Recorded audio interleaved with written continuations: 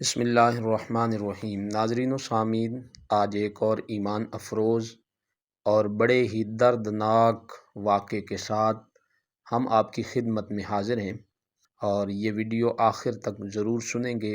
ثواب کی نیت سے لائک اور شیئر بھی ضرور کریں گے۔ پہلی ہجرت، جب صحابہ کرام رضوان اللہ تعالی علیہ مجمعین کو آقا علیہ السلام نے ہجرت کا حکم ارشاد فرمایا کہ ہجرت فرما کر ہم اب مدینہ کی طرف جائیں گے، تو باری باری صحابہ کرام رضوان اللہ تعالی علیہ مجمعین نے اپنے گھر بار چھوڑے، اپنی اولادیں چھوڑی، بیوی بچے چھوڑے، سارا کچھ چھوڑنے کے بعد، جمع پونجی چھوڑنے کے بعد ہجرت فرما کر جب مدینہ شریف جا رہے تھے، تو سب سے پہلے جو ہجرت کرنے والے ہیں ان کا نام حضرت ابو سلمہ ہے رضی اللہ تعالیٰ عنہ۔ ان کا واقعہ باقیوں سے ذرا ہٹ کے ہے اور بڑا دردناک ہے۔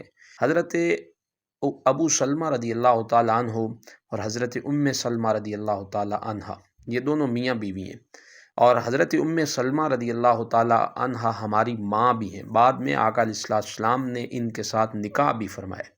جب حضرت ابو سلمہ رضی اللہ تعالیٰ عنہ یہ غزوہ احد میں زخمی ہوئے اور اسی زخم کی وجہ سے شہید ہو گئے تھے، تو ان کا نکاح حضرت سلمہ رضی اللہ تعالیٰ عنہ کا نکاح پھر آقا علیہ السلام کے ساتھ ہوا تھا۔ حضرت ابو سلمہ اور حضرت سلمہ، ان دونوں میاں بیوی کی ہجرت کا واقعہ رکھنا ہے، اور یہ بات روایت کر رہے ہیں حضرت سلمہ، جو ان کے پوتے لگتے ہیں۔ حضرت ابو سلمہ ان کے دادا ہیں اور حضرت سلمہ ان کی دادی ہیں۔ وہ روایت کرتے ہیں اپنی دادی جان سے، یعنی حضرت سلمہ سے، تو فرماتے ہیں کہ میری دادی نے مجھے بتایا، حضرت سلمہ رضی اللہ تعالی عنہ، کہ جب ہجرت کا میرے شوہر نے یعنی ابو سلمہ نے پختہ ارادہ کر لیا، عزم کر لیا، تو وہ اپنی اونٹنی لے کر آئے، اور اس اونٹنی پر انہوں نے مجھے بھی سوار کیا اور اپنے بیٹے سلمہ کو میری گود میں بٹھا دیا۔ یعنی ان کا ایک بچہ بھی تھا جو ابھی چھوٹا تھا، گود میں بیٹھنے والا شیر خوار بچہ تھا۔ اونٹنی کی نکیل پکڑی اور اپنے سفر پر روانہ ہو گئے۔ جب بنو مغیرہ بن عبداللہ نے انہیں ہجرت کرتے دیکھا تو ان کا راستہ روک کر کھڑے ہو گئے اور کہا، اے ابو سلمہ، اگر تم ہماری مرضی کے خلاف اپنا وطن چھوڑ کر چلے جانے پر مصر ہو تو تمہاری مرضی ہے، ہم تمہیں مجبور نہیں کریں گے، لیکن ہماری بچی سلمہ کو لے جانے کی ہم تمہیں اجازت نہیں دیں گے۔ یہ بنو مغیرہ بن عبداللہ، یہ حضرت سلمہ رضی اللہ تعالی عنہ کے قبیلے کے تھے۔ چنانچہ انہوں نے حضرت ابو سلمہ کے ہاتھ سے اونٹنی کی نکیل چھین لی، اور حضرت سلمہ فرماتی ہیں مجھے اپنے ساتھ واپس لے گئے۔ ابو سلمہ جو کہ ہجرت کر کے اب وہ مدینہ شریف چلے گئے، ان کا پیار آپس میں بڑا تھا، لیکن جتنا بھی پیار ہو، اللہ کے اور اللہ کے رسول کے پیار کے سامنے تو کچھ بھی نہیں ہے۔ حضرت ابو سلمہ کے خاندان کو جب اس بات کا علم ہوا تو وہ بڑے غصے میں آئے۔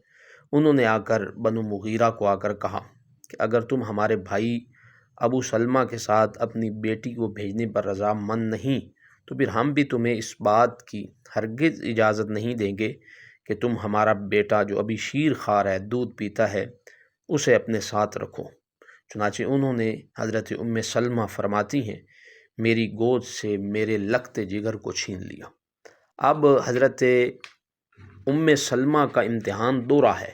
ایک طرف اپنے شوہر کی جدائی ہے جو بڑے پیار اور محبت والے تھے، ان کا فراق ہے، اور دوسری طرف دودھ پیتے ہوئے بچے، نور نظر لگتے جگر حضرت جناب سلمہ رضی اللہ تعالی عنہ کی جدائی ہے۔ یہ تو ماں ہی جانتی ہے کہ یہ کتنا قرب والا مرحلہ تھا حضرت سلمہ پہ۔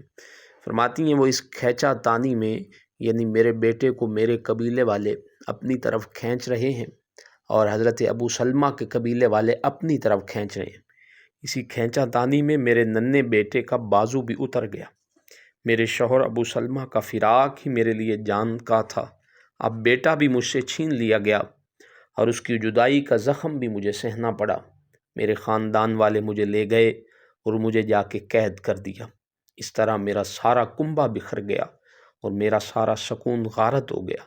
میں الگ، میرا بیٹا الگ اور میرا خاوند الگ، سب ایک دوسرے سے جدا کر دیے گئے۔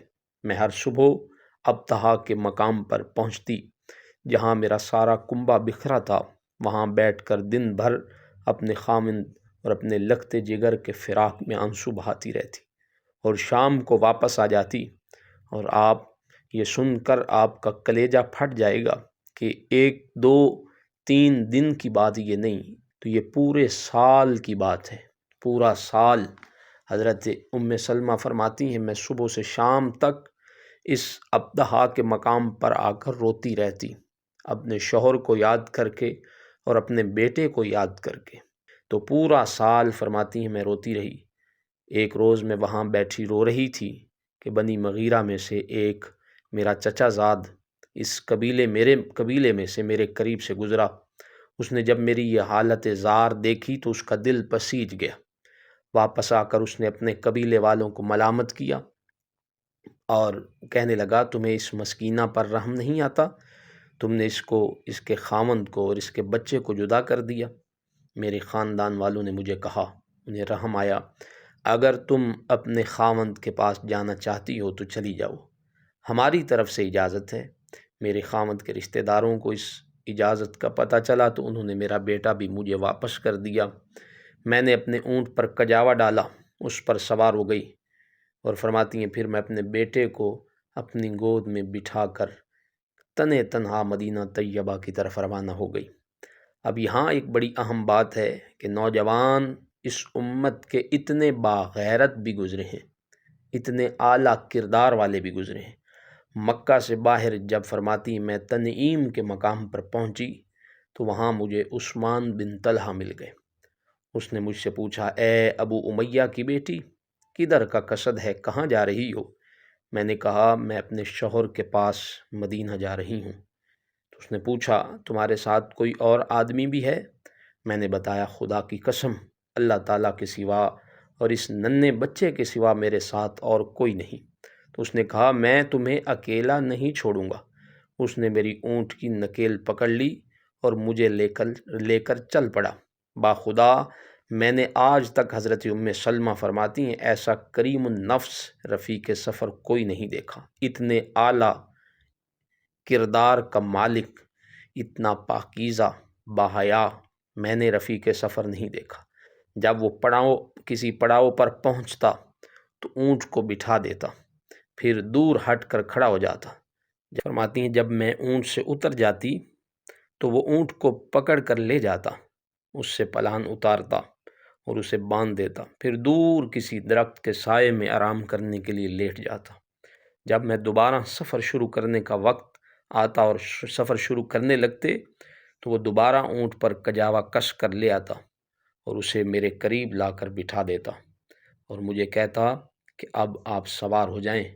میں سوار ہونے لگتی تو وہ پرے ہٹ جاتا، جب میں اترتی اونٹ سے اس وقت بھی پرے ہٹ جاتا۔ یہ اتنا خوبصورت کردار تھا کہ اس وقت بھی عورت کی بے پردگی کا خیال ہوتا ہے جب وہ سواری پہ چڑھ رہی ہے یا اتر رہی ہے۔ تو حضرت ام سلمہ فرماتی ہیں حضرت عثمان بن طلحہ پرے ہٹ جاتے، جب سوار ہو کر بیٹھ جاتی تو وہ آ کر نکیل پکڑ لیتے اور چلنے لگتے۔ سارے سفر میں ان کا یہی معمول رہا، یہاں تک آپ فرماتی ہیں انہوں نے مجھے مدینہ پہنچا دیا۔